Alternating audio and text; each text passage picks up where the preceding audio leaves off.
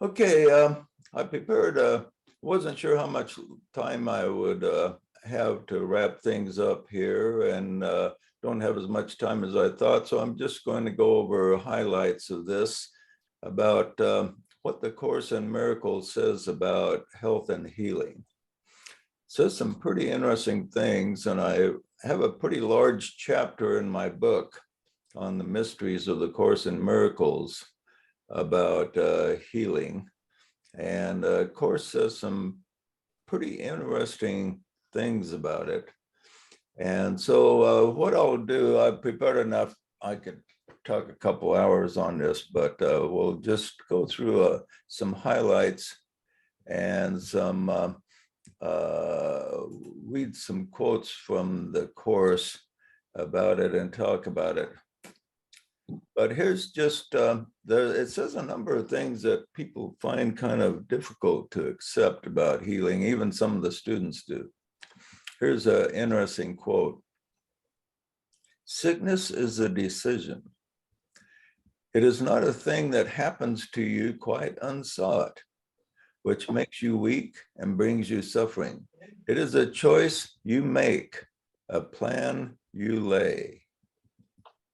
Then it also says some controversial things about how illness and pain can be eliminated, such as healing is accomplished the instant the sufferer no longer sees any value in the pain.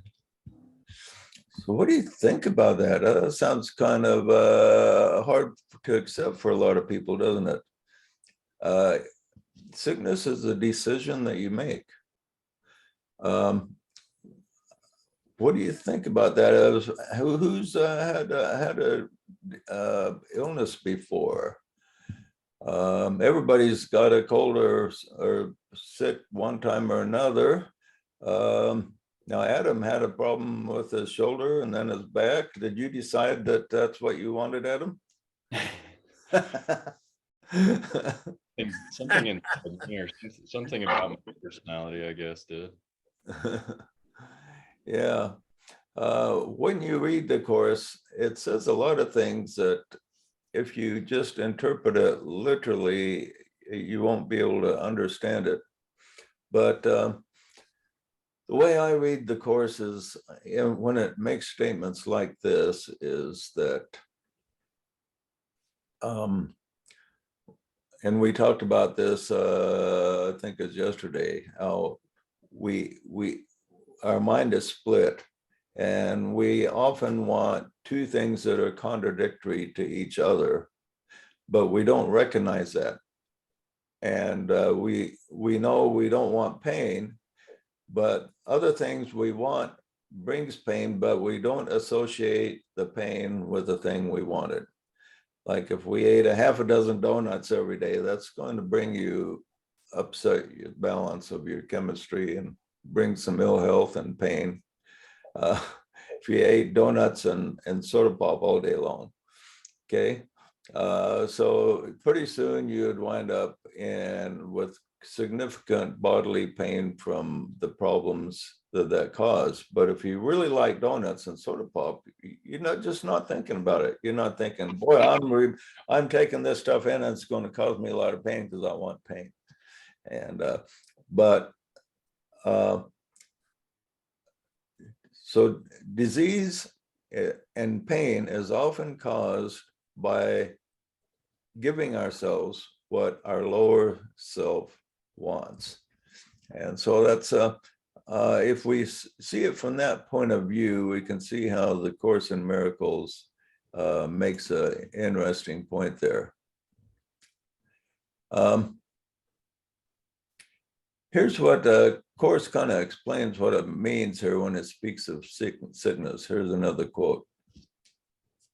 It says, healing is the opposite of all the world's ideas which dwell on sickness and on separate states. Sickness is a retreat from others, a shutting off of joining. It becomes a door that closes on the separate self and keeps it isolated and alone.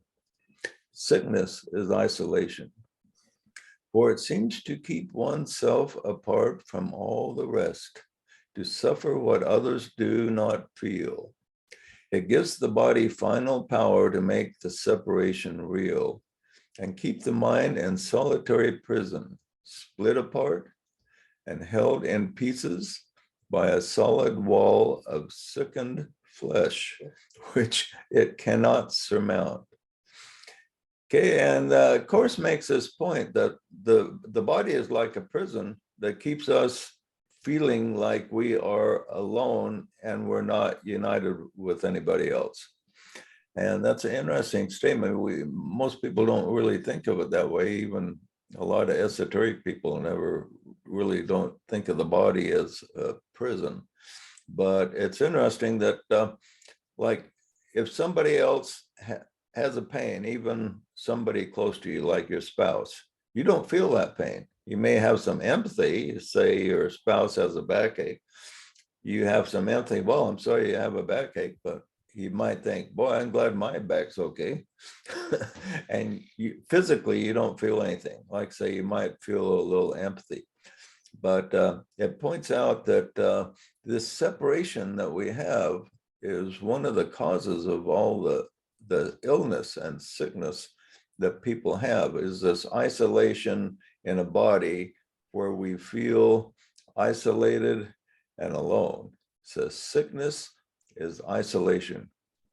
And later on, it tells us that healing is joining. So sickness is isolation. Healing is where we join and unite with others. And this is what will give a group power, is that if the individuals of it can look into the soul of their brother and see their brother as an extension of themselves, then it produces tremendous power to heal. So the foundation of all healing, according to the Course, then is found in removing the separation between the sons of God who are trapped in an illusion of their own making. Now, in our separate condition, then, like I said, we don't feel the pain of others. And let me give you a quote here. It says, "The idea of separation produced the body and remains connected with it, making it sick because of the mind's identification with it." So this is an interesting point it makes, is we identify with the body, it makes us feel separate, but the identification with the body is the problem. And many esoteric teachings besides the Course in Miracles tells us to not identify with the body, but see the body as an illusion, and then we can focus on the power of spirit. And so identification with the body, energy follows thought. And so when we identify with the body, a lot of our thought goes into our body and our concern, and almost all of our fears are associated with the body when you think about it. For instance, we were talking earlier about one of the things that people can fear or have concern over is tax audit. And say that the tax man comes after you and decides to put you in jail. Well, if you didn't have to worry about your body being in jail, you wouldn't worry about that. They could throw your body in jail and you could just make your body disappear and get out of jail. And if you didn't have to worry about anything anybody did to your body, there'd be really nothing to worry about, just about, when you think about it. It's kind of interesting how so many of our concerns are around our body, and all these concerns around our body, because energy follows thought, produces so many streams of energy, and many of the energies conflict with each other, and that produces a disease. And as Relina pointed out, disease is dis-ease, two different words. So we have the energy flows going in all kinds of directions because of our concerns about the body. if you start to feel ill at ease or have an illness, you feel ill at ease. So um, you're concerned about the body, so you go to the doctor, you get medicine and so on. And if you had no concerns about the body at all, you would not need a doctor. You would not, you could say whatever you wanted to anybody, and you wouldn't have to worry if you made them mad and they tried to put you in jail or tried to execute you, because you could even be in North Korea. If you had no concerns about the body, the dear leader couldn't do anything to you, because if your body was invulnerable, untouchable, so to speak. All of our concerns are about the body, and this is what the Course tells us is a core reason for disease, is all of our attention that we put on the body. And so, and it makes an interesting statement about the resurrection of Christ. It says Christ was able to resurrect because he was able to take his attention completely off the body. And he said, the Course makes an interesting statement that the body didn't disappear because it was resurrected. He said the body disappeared because he fully took his attention off the body, and the body just disappeared into the ethers.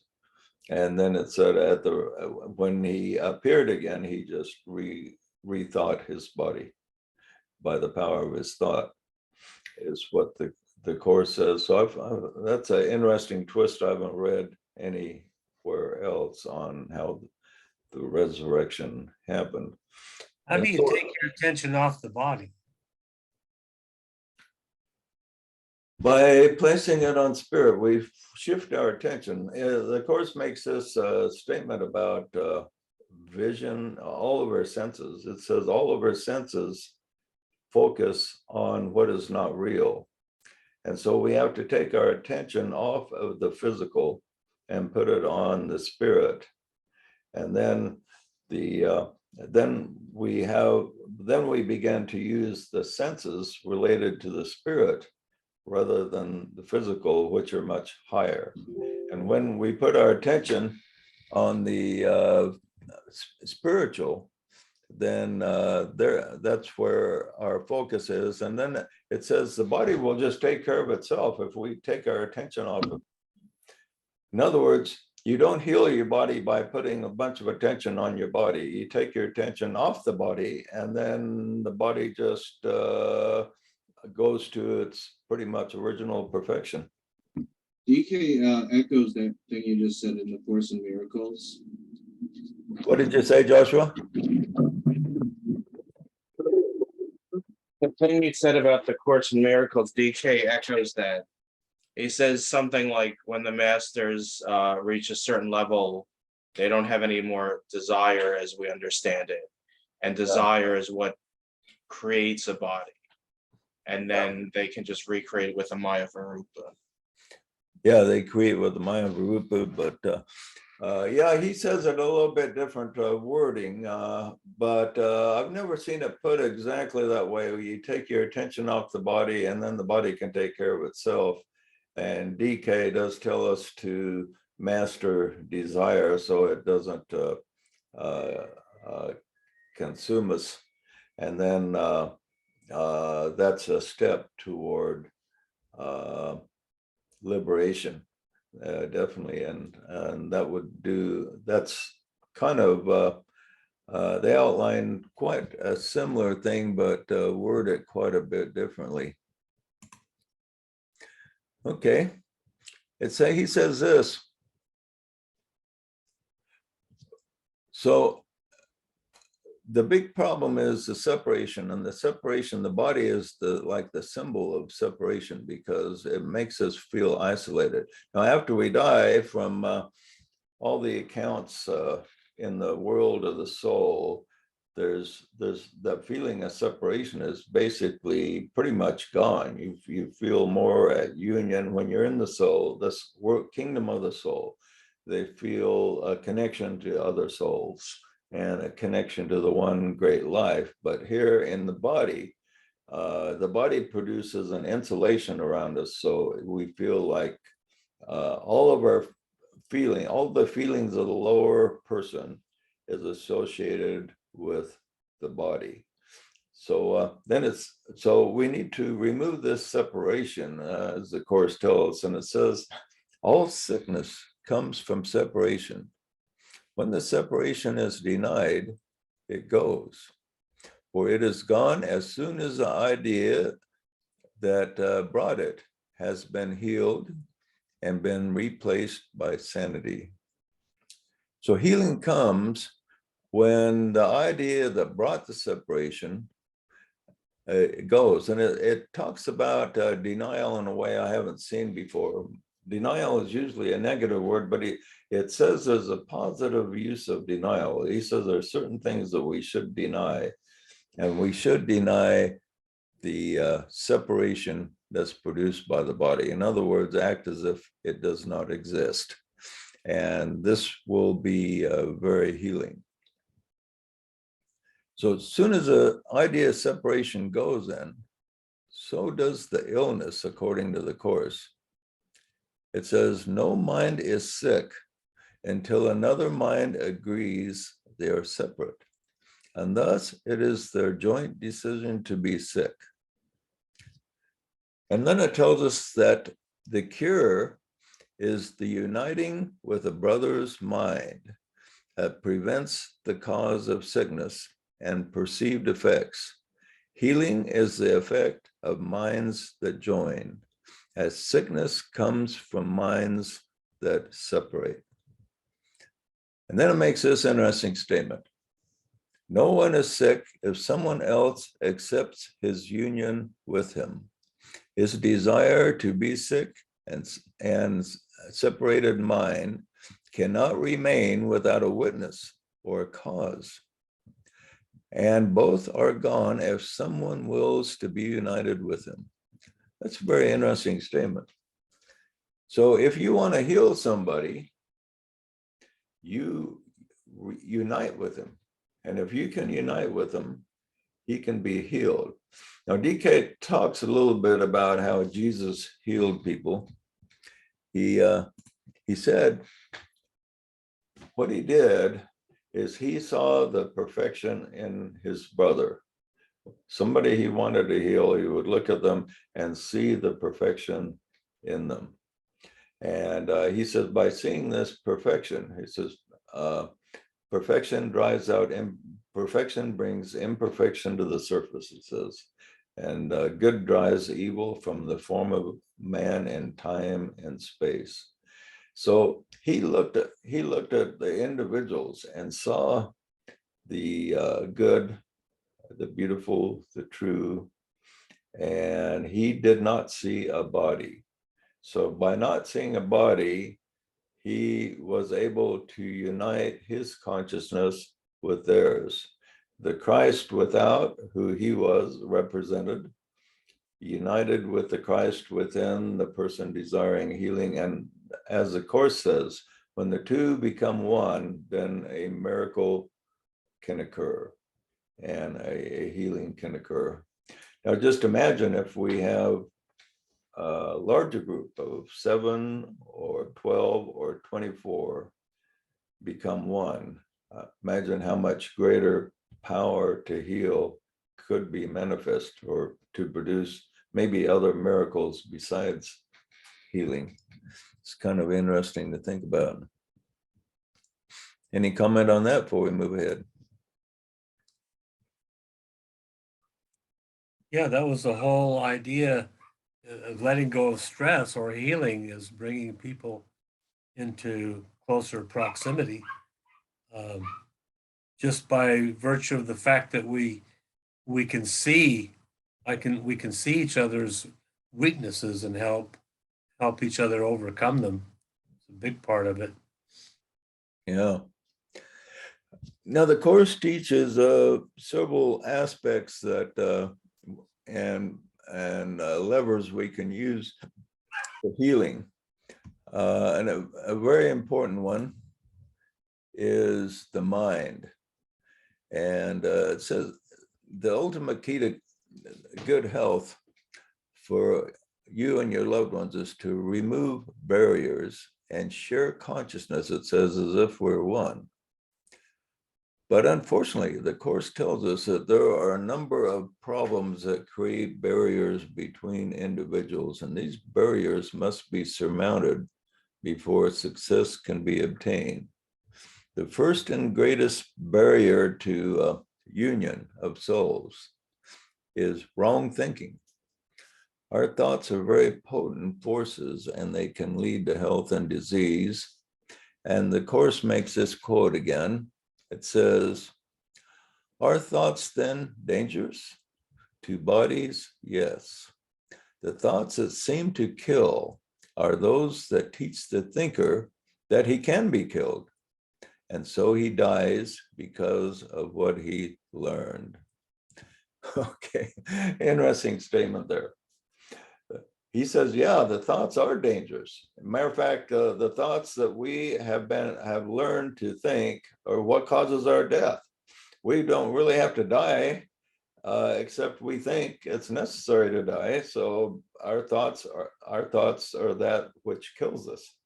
And that's a very interesting statement. I know Jesus come and he demonstrated that thoughts can avoid death and be replaced by life. And then it says this, "The sick are healed, and as you let go of all thoughts of sickness, the dead arise. When you let thoughts of life replace all thoughts you ever held of death." Well, the thought that pervades humanity is nothing is certain except death and taxes. So that's a thought that everybody has in their mind, and especially death. A handful of people avoid taxes, but we don't know anybody that's avoided death. And so everybody thinks death is inevitable, that there's really no way around it. But according to the Course, the only reason we are subject to death is because we believe in it. We believe in it as a whole. Humanity as a whole believes in it, and us as individuals, we buy into that belief. So it says then that healing is a thought by which two people perceive their oneness and become glad. So people think it is the body and not the mind that causes all their ill health, is the trouble. But the Course gives a different view.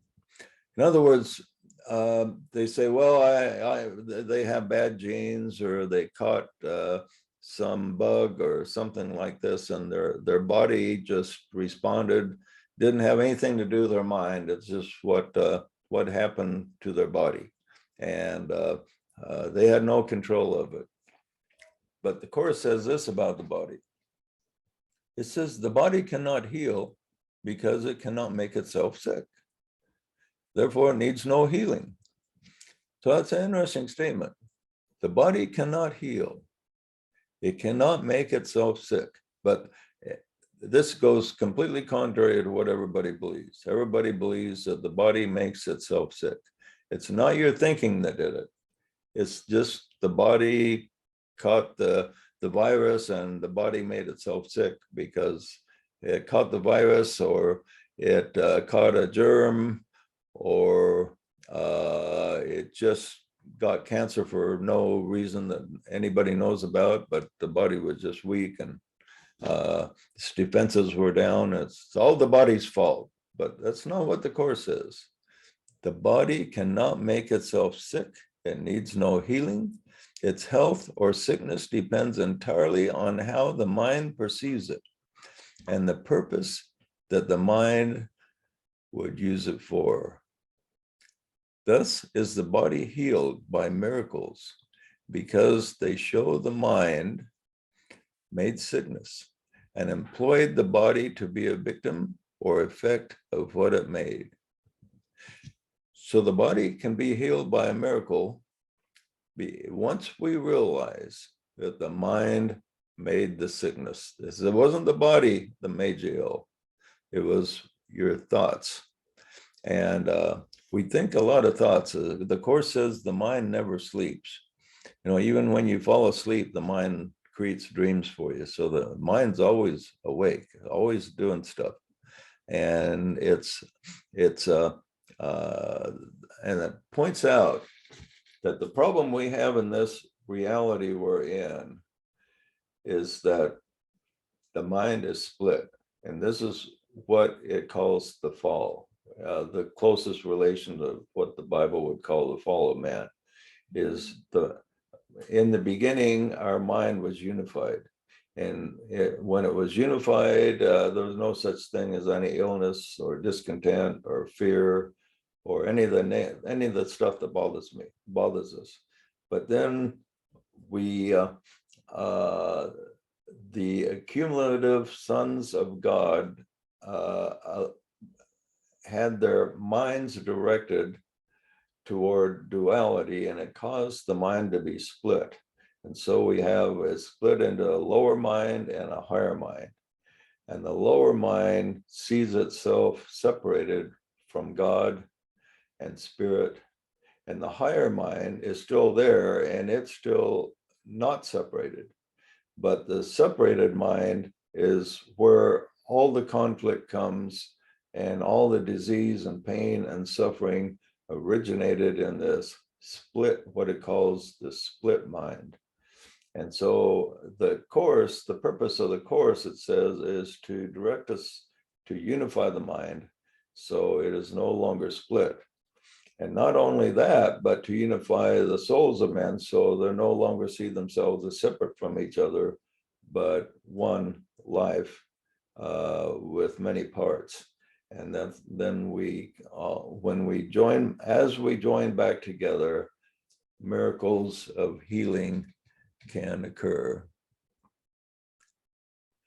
So the first correction of thinking needed is realization that illness comes not from the body, not from genes, not from inheritance, but from wrong-minded thoughts.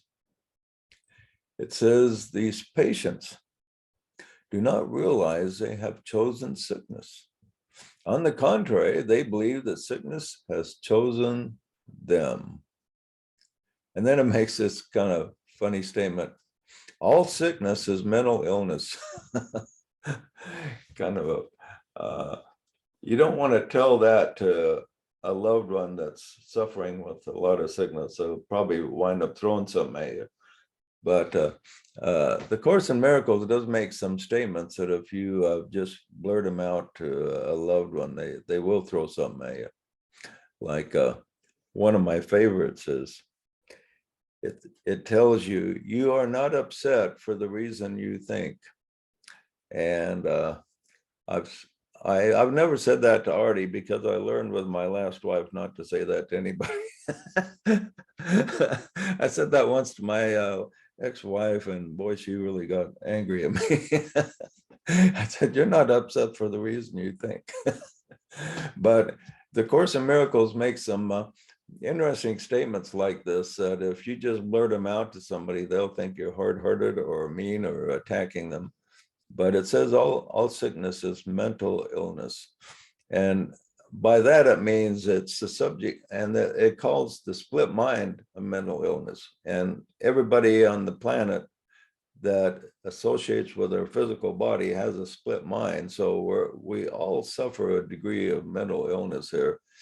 And because we all suffer painful moments, most everybody at least gets a cold or something once in a while. So this is all caused by this split mind. If we could unify the mind, it tells us, we would never have any concern about the health of the body. The body would just take care of itself. It says the problem is, and this is a quote, what you have made has imprisoned your will and given you a sick mind that must be healed. And this sick mind, it says, has created a prison. And then another quote, it says, for you have taught yourself how to imprison the Son of God, a lesson so unthinkable that only the insane in deepest sleep could ever dream about it. And this is what the Course tells us about the reality that we have created here, is that it's caused because we're in a deep sleep. It points out that in the book of Genesis, it says that God put Adam in a deep sleep and created the duality of male and female. But then it says the Course says that yes, God put Adam in a deep sleep, but it never talks about Adam waking up from that sleep. It says Adam is still asleep. And you and I are, of course, Adam, and we are still asleep. And we need to wake up. And it says, as we wake up, we are healed. It says, when a brother behaves insanely, you can help him to heal only by perceiving the sanity within him. If you perceive his errors and accept them, you are accepting yours. So if we look on our brother and we see a lot of errors, now the reason our brother seems to behave badly is because both our brother and ourselves have a split mind. Now, the good part of our mind that is still connected to spirit is logical. It makes a lot of sense. It understands the true reality. But then another part of our mind that dwells in the material world doesn't see the truth of many circumstances. Everything is distorted for the split part of your mind. And this is one thing that soul contact does, is it brings the two minds together. So then they perceive as the higher mind. That's basically what we're after. And this will bring healing. And the Course talks about the way that we try to heal ourselves is we apply things to directly heal the body. And it says this is completely the wrong approach. He says we have to heal the mind. It says if we heal the mind, we won't need any medicines, we won't need any vaccines, we won't need any doctors. Everything can be healed by the mind itself. The mind itself has complete power to heal everything from all disease. And there's probably no better example of that than the life of Christ. Assuming that the miracles happen the way the Bible says, he demonstrated that the power of the mind that is connected to God has power to heal everything. Like even the guy come with a withered hand, and Christ touched it and the hand was restored to complete shape. So that'd be like coming to me with my injured left hand and making my hand completely whole again. That would be one heck of a miracle. But that was just one miracle that he performed. It was pretty amazing. And then, of course, raising Lazarus from the dead or healing lepers. I mean, those lepers, some of them had like their fingers falling off and stuff like that. But he healed quite a number of lepers and pretty much instantly. And so, assuming the miracles happen as written, he demonstrated that the mind connected to spirit indeed has pretty much all power. But we just have a hard time believing it. And I believe.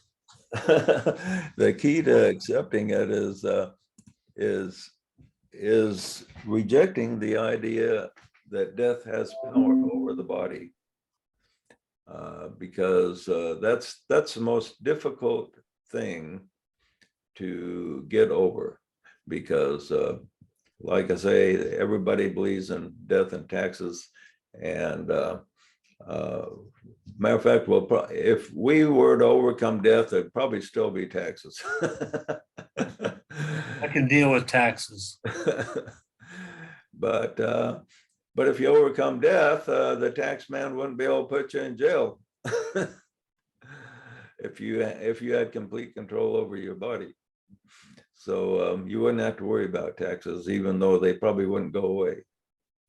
Okay, any comments or questions about anything I said before we wrap it up? It's quite a bit more on that if you want to read the chapter in my book. I think I posted a link to it for the group. Do you think the people that Jesus healed stayed healed? I mean, after all, it was their mind that caused the problem. Did he heal their mind?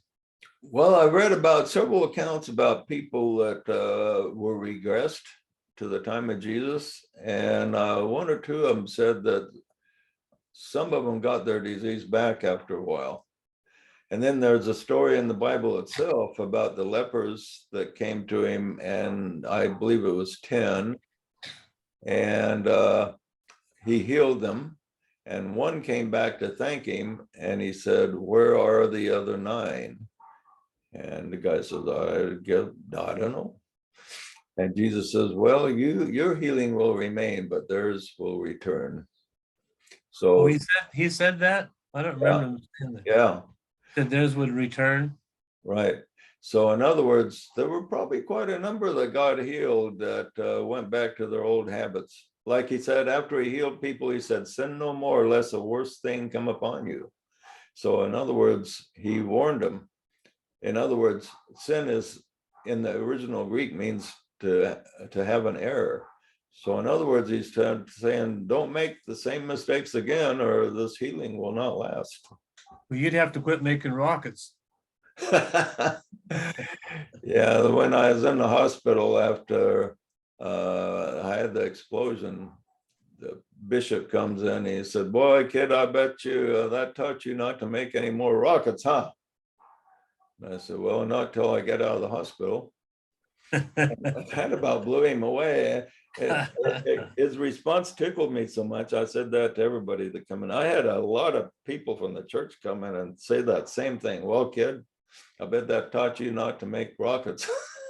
And yeah, after I got out of the hospital, I made more rockets than ever. I was just a lot more careful. You didn't use a hammer to pound that last match head in. Yeah, I bought the rocket engines already made, and they were a lot safer instead of making them myself. And so I made a lot safer rockets afterwards. But yeah, when I invited the kids over after church to come watch a rocket go off, and the parents found out, they wouldn't let them come because they were scared of me. They thought I might blow their kids up. But anyway, that's anything else anyone wants to run by us before we wrap it up here. I have a lot more material, but that kind of gives you a flavor of what the Course in Miracles says about healing. Well, I Why think did you- you get your Why hand did back. you start writing the treatise on the Course in Miracles? Was it to get more popularity because it was a popular book, or was there another reason? Number one, I think I'm not convinced that it was Jesus or the Christ that dictated the Course in Miracles, but I'm convinced it was a very high entity. And so it's got very powerful intelligence in it. That's one reason as I pay attention to it. The second reason is I've found a lot of the students and even people that studied the book all their life don't understand it, in my opinion. So I thought, they approach it a little like the Bible. People approach the Bible as if it's completely a bunch of garbage, or if it's just 100% true, and the truth has gone in between. And that's the way the Course in Miracles is approached. The believers in it seem to approach it as if it's 100% true and nothing is to be questioned. And so I question everything myself. So I think somebody needs to write about this from an objective point of view and tell people exactly what it says, especially about the more mysterious aspects of its teachings that are overlooked by a lot of people.